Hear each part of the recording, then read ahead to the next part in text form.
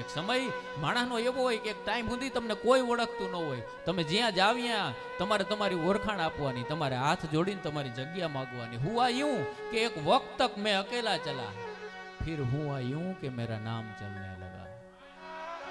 એક અવસ્થા એવી આવે માણસની કે, કારણ કે મારી લખેલી એક લાઈન હતી કે introduction is not necessary for the સમ્રાટ.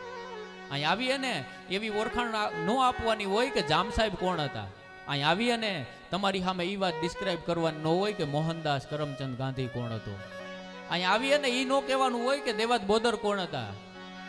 અહીં આવીને એ ન કહેવાનું હોય કે સરદાર વલ્લભભાઈ પટેલ કોણ હતો. અહીં આવીએ ને એ ન કહેવાનું હોય કે ભગતસિંહ કોણ હતો.